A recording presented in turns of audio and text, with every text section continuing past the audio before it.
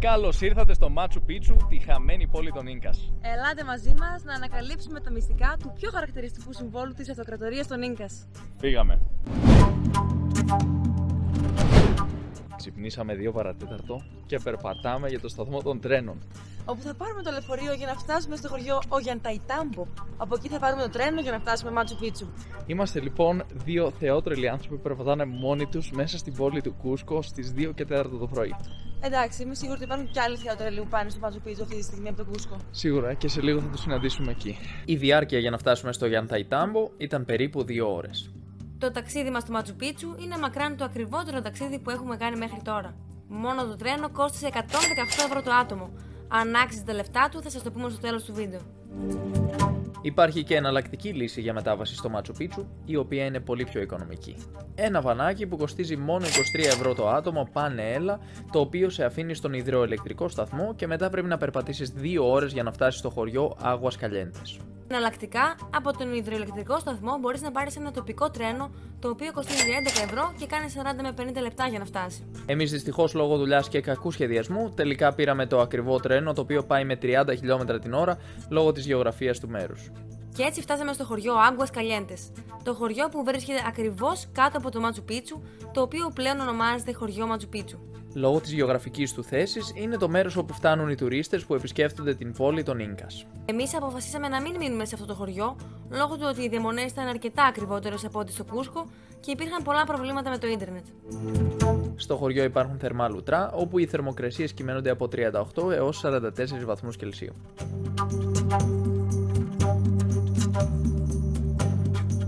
Από εδώ, πολλοί επιλέγουν να ανέβουν στο Μάτσου Πίτσου με τα πόδια. Η απόσταση είναι περίπου 8 χιλιόμετρα και χρειάζεται 2 με 3 ώρες για να φτάσεις. Εμείς πήραμε το λεωφορείο, το οποίο κάνει 20 με 30 λεπτά για να φτάσει και περνάει κάθε 10 με 15 λεπτά. Το κόστος ήταν 11 ευρώ το άτομο μόνο για να πας. Για να μπείτε στο Μάτσου Πίτσου πρέπει να έχετε αγοράσει εκ των προτέρων ένα εισιτήριο, καθώς δεν πωλούνται στην είσοδο. Το κόστος ήταν περίπου 37 ευρώ το άτομο. Χρειαζόμαστε διαβατήρια και εισιτήρια για να περάσουμε, παιδιά. Εδώ από πίσω έχουμε ένα μέρος που μπορείτε να φυλάξετε τα πράγματά σας πριν μπείτε στο Μάτσου Πίτσου και μετά θα ανέβετε εκείνη τη σκάλα εκεί πέρα και θα ανέβετε προς την είσοδο. Έχουμε λοιπόν σήμανση η οποία μας οδηγεί προς το δικό μας μονοπάτι, το οποίο είναι το νούμερο 2. Μετά τον COVID υπήρξαν ορισμένες σημαντικές αλλαγές στον τρόπο με τον οποίο διεξάγονται οι επισκέψεις στο Μάτσου Πίτσου και οι διαδρομές έχουν πλέον χαρτογραφηθεί ειδικά για την προστασία του χώρου. Κατά την αγορά του εισιτηρίου πρέπει να επιλέξεις τη διαδρομή που θα ακολουθήσεις καθώς και ένα συγκεκριμένο ωράριο. Αν αργήσεις, δυστυχώς δεν μπορείς πια να μπεις στο χώρο. Με λίγα λόγια, βρήκαν ευκαιρία να εκμεταλλευτούν την κατάσταση και να βγάλουν περισσότερα χρήματα. Εδώ έχουμε 2 επιλογές, παιδιά. Η πρώτη είναι να ανέβουμε πρώτα στο ανώτερο τμήμα των αρχαίων και να αρχίσουμε να κατεβαίνουμε προς την πόλη. Η άλλη επιλογή είναι να ξεκινήσουμε από το χαμηλό τμήμα και στη συνέχεια να ανέβουμε. Εμείς φυσικά θα ξεκινήσουμε ανεβαίνοντας. Πάμε λοιπόν να ανέβουμε για να δούμε με τα μάτια μας γιατί γίνεται τόσος δώρος για αυτό το μέρος. Ανεβαίνοντας, ένα από τα πρώτα αξιοθέατα που συναντήσαμε ήταν οι ταράτσες των Ίνκας. Εκμεταλλευόντουσαν το νερό της βροχής ως πηγή άρδευσης των καλλιεργειών απευθείας από κανάλια που συνέδεαν κάθε ένα από τα επίπεδα. Εδώ κάτω, παιδιά, βλέπουμε το περίφημο ποτάμι Ουρουμπάμπα, το οποίο καταλήγει ως την Ιερή Κοιλάδα που ήμασταν τις προάλλες, δηλαδή εκεί που έχετε ήδη δει το επεισόδιο, άρα ξέρετε. Αυτό το ποτάμι λοιπόν ήταν πολύ σημαντικό για τους Ίνκας γιατί παρήχε τεράστιο μέρος της γης τους με πόσιμο νερό, το οποίο μπορούσαν επίσης να χρησιμοποιήσουν και για γεωργική εργασία και γεωργική χρήση. Το Μάτσου Πίτσου βρίσκεται στα 2.430 μέτρα, δηλαδή περίπου 400 μέτρα ψηλότερα από το χωριό Άγουας Καλιέντες. Στο βουνό του Μάτσου Πίτσου κανονικά πρέπει να έρθουν από εδώ πέρα, αλλά αυτή τη στιγμή είναι κλειστό. Το Χουαγιάνα Πίτσου και το βουνό Μάτσου Πίτσου είναι 2 βουνά στις απέναντι πλευρές του αρχαιολογικού χώρου Μάτσου Πίτσου, στα οποία γίνεται να κάνετε πεζοπορία και να απολαύσετε την πανοραμική του θέα από την κορυφή.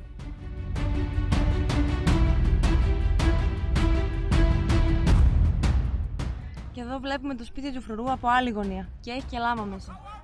Πώς βρέθηκαν αυτά τα λάμα εδώ? Τα φέρανε για να τρώνε το γρασίδι. Φυσικά. Να πούμε ότι τα λάμα δεν ζούσαν εδώ από μόνα τους, παιδιά. Τα φέραν ουσιαστικά για να ομορφύνουν τον τόπο, να το κάνουν πιο τουριστικό και επίσης να κόβουν το γρασίδι χωρίς να χρειάζεται να προσλάβουν κάποιον να το κάνει για αυτούς.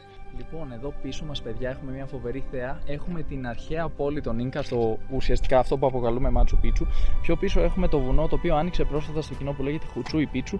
Και φυσικά πιο πίσω, πολύ γνωστό και υπάρχει πολλά χρόνια ανοιχτό στο κοινό αυτό το βουνό, λέγεται Χαϊάνα Πίτσου.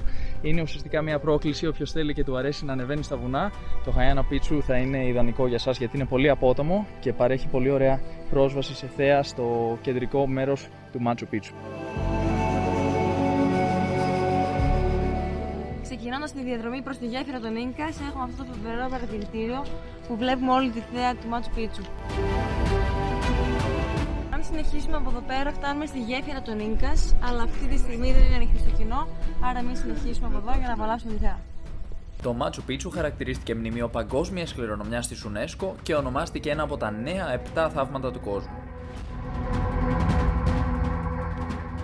Εδώ βρισκόμαστε στην Casa del Guardián, το οποίο μεταφράζεται ως σπίτι του φρουρού. Να πούμε, παιδιά, ότι αυτό είναι πάρα πολύ γνωστό το κτίσμα εδώ μέσα στο Μάτσου Πίτσου. Όχι φυσικά για την αρχιτεκτονική του, αλλά πιο πολύ γιατί βρίσκεται σε προνομιακή θέση, το οποίο επιτρέπει να βλέπεις ταυτόχρονα όλη την πόλη του Μάτσου Πίτσου και θεωρείται ότι χρησιμοποιήθηκε μάλλον σαν παρατηρητήριο ώστε να μπορεί κάποιος να φρουρεί ουσιαστικά το μέρος. Και φυσικά είναι και γνωστό ως μέρος που βγάζουν όλη την κλασική φωτογραφία. Αυτή είναι εδώ.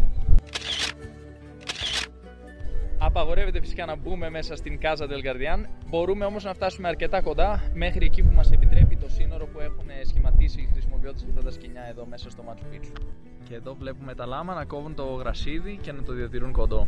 Μπράβο λάμα, συνεχίστε γερά.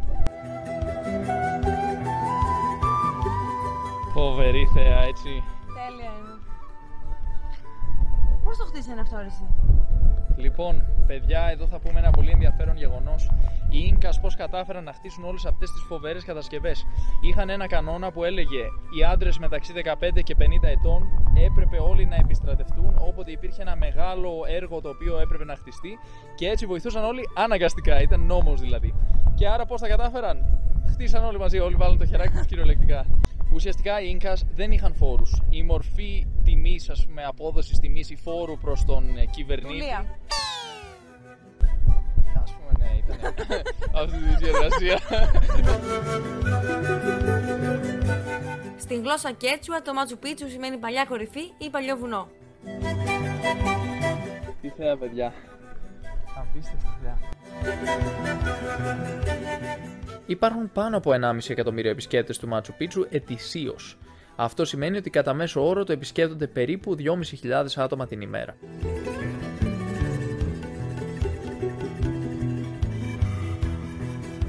Εδώ έχουμε έναν τοίχο που χωρίζει τον αστικό τομέα από τον τομέα της γεωργίας. Παρατηρούμε πως οι πόρτες είναι ψηλές.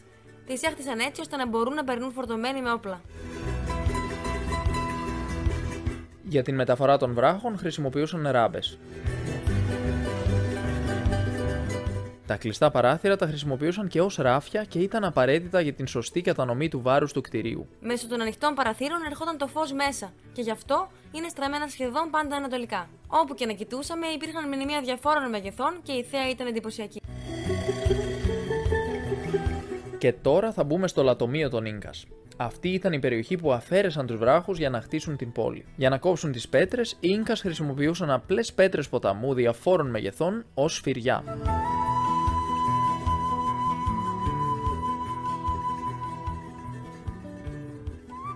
Εδώ πίσω μας έχουμε τον ναό των τριών παραθύρων. Αυτός είναι συνδεδεμένος με τον θρύλο του Ταμπουτόκο, ο οποίος μιλάει για την έναρξη της αυτοκρατορίας των Ίνκας, η οποία θεωρητικά ξεκίνησε από τους αδερφούς Αγιάρ. Τα τρία παράθυρα αντιπροσωπεύουν τρεις φυλές, οι οποίες ξεκίνησαν λοιπόν την αυτοκρατορία των Ίνκας. Εδώ πίσω από το ναό, σε ανασκαφές βρέθηκαν πολύτιμα αντικείμενα τα οποία χρησιμοποιούσαν οι Ίνκας για θρησκευτικές τελετές.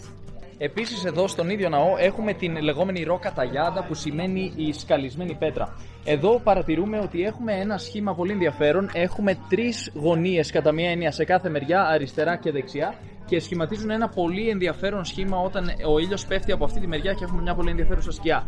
Αυτά λένε ότι συμβολίζουν ουσιαστικά τις τρεις φάσεις της ζωής τις οποίες πιστεύανε οι Ίνκας, δηλαδή ουσιαστικά το πριν, το τώρα και το μετά. Ξεχάσαμε να σας πούμε τον πιο ενδιαφέρον τρόπο για να φτάσετε στο Μάτσου Πίτσου.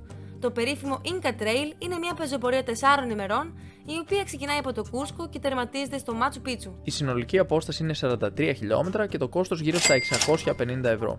Και εδώ έχουμε τον κεντρικό ναό του Μάτσου Πίτσου, που είναι το πιο σημαντικό κτίσμα σε όλη την περιοχή.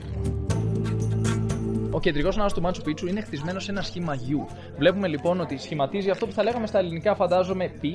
Και στο κέντρο έχουμε ένα κομμάτι, ένα τμήμα πέτρινο, το οποίο λένε ότι χρησιμοποιούνταν για τελετές. Εκεί δηλαδή πραγματοποιούνταν οι τελετές. Να παρατηρήσουμε ότι οι πέτρες είναι πολύ όμορφα σκαλισμένες και πολύ ίσια ταιριασμένες όλες μεταξύ τους. Ωστόσο, παρατηρούμε ότι αυτό το τμήμα εδώ έχει υποστεί ζημιές λόγω σεισμών και άλλων καταστροφών που έχουν επέλθει εδώ στην περιοχή. Εδώ πραγματοποιούνταν οι πιο σημαντικές τελετές προς τιμήν του Θεού Ήλιου και των βουνών. Όλος εδώ αυτός ο χώρος που βρίσκονται οι ναοί ονομάζεται Ιερή Πλατεία.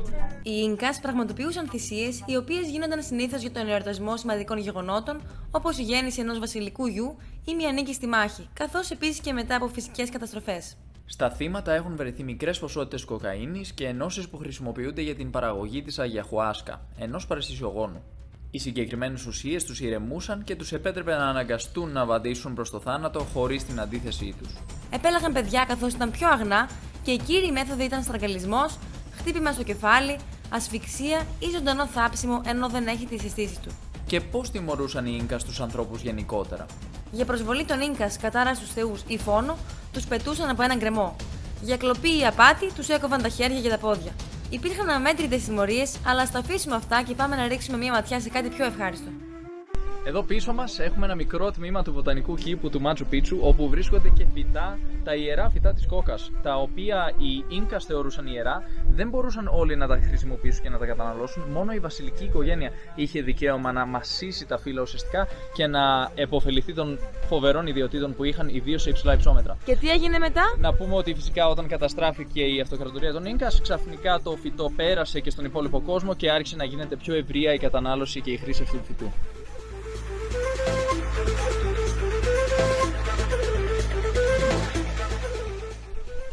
Έχουν ένα πολύ ενδιαφέρον τρόπο να χτίζουν όλες αυτές τις κατασκευές.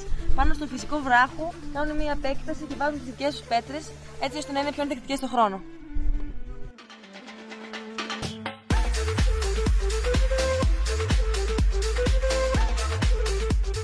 Λοιπόν, εδώ παιδιά πίσω μας βλέπουμε το βουνό Χουτσούι Πίτσου που πρόσφατα άνοιξε στο κοινό. Βλέπουμε παραπέρα το Χαϊάνα Πίτσου και από την άλλη μεριά ακριβώς βλέπουμε το βουνό του Μάτσου Πίτσου. Μπορούμε να ανέβουμε και στα τρία, αλλά θα πρέπει να αγοράσουμε ένα ειδικό εισιτήριο που μας επιτρέπει πρόσβαση σε αυτά. Προχωρώντας προς το τέλος της διαδρομής, είδαμε αυτά τα κτίσματα. Τα κόλκας χρησιμοποιούνταν ως αποθήκες. Χτίστηκαν με έναν περίεργο τρόπο, τοποθετημένα κλιμακωτά στις πλαγιές των λόφων. Και τώρα είμαστε μπροστά στην είσοδο του μονοπατιού που οδηγεί στο βουνό Χαϊάνα Πίτσου. Δηλαδή εδώ θα πρέπει όποιος έχει προμηθευτεί εισιτήριο για το Χαϊάνα Πίτσου να το ξαναδείξει σε αυτή την πόρτα για να περάσει και να ανέβει στο βουνό. Η αυτοκρατορία των Ίνκας είχε την δική της ομιλούμενη γλώσσα, την Κέτσουα, την οποία εξακολουθεί να ομιλεί περίπου το 1 τρίτο του περουβιανού πληθυσμού. Οι Ίνκας έκτισαν το κτίσμα γύρω στο 1450, αλλά το εγκατέλειψαν έναν αιώνα αργότερα, την εποχή της Ισπανικής κατάκτησης. Συχνά αναφέρεται ως η χαμένη πόλη των Ίνκας.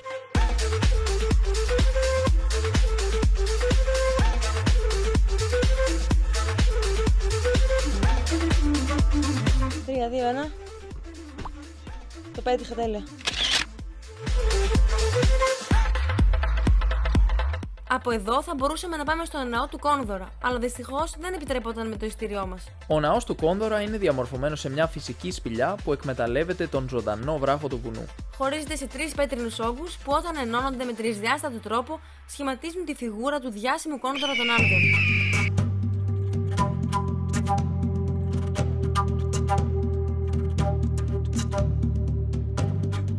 Επόμενο πολύ διάσημο ξενθέατο που θα δούμε είναι οι καθρέφτες νερού. Εδώ φτάσαμε στους περίφημους espejos de agua ή αλλιώς καθρέφτες νερού. Οι Ίνκας φτιάξαν μια πολύ ενδιαφέρουσα κατασκευή εδώ, που αν έχουμε άτομα τα οποία στέκονται σε μια συγκεκριμένη γωνία μπορούν να δουν την αντανάκλασή τους μέσα στο νερό.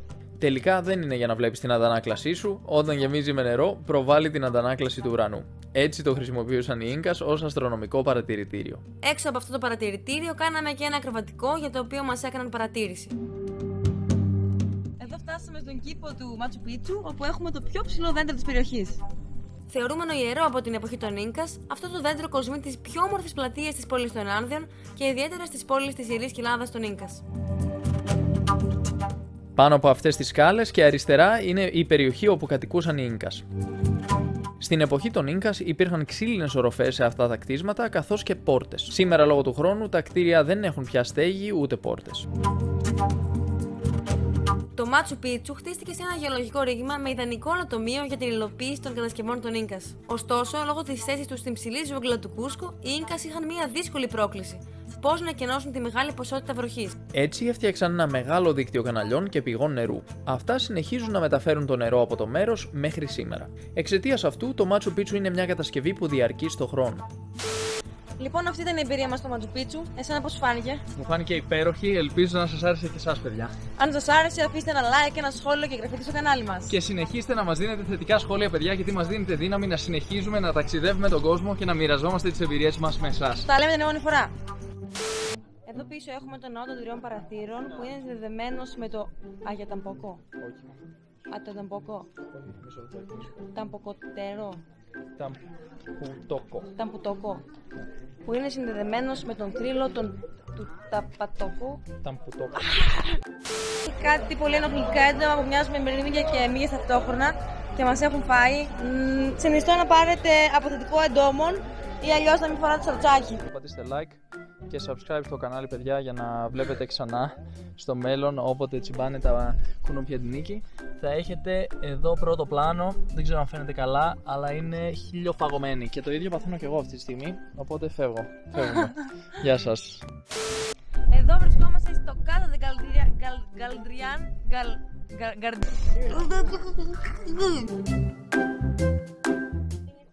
Είναι άπειρος κόσμος πίσω σου, περίμενε.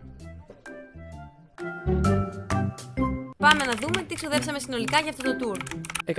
118 ευρώ το άτομο για το τρένο, 37 ευρώ το άτομο για την είσοδο στο Μάτσου Πίτσου, 1,70 το άτομο για ένα καφεδάκι στο Άγος Καλιέντες, 22 ευρώ το άτομο πάνε έλα για το βανάκι Άγος Καλιέντες Μάτσου Πίτσου και 1,20 το άτομο για φύλαξη τσάντας. Όλα μαζί μας κάνουν 359 ευρώ και 80 λεπτά.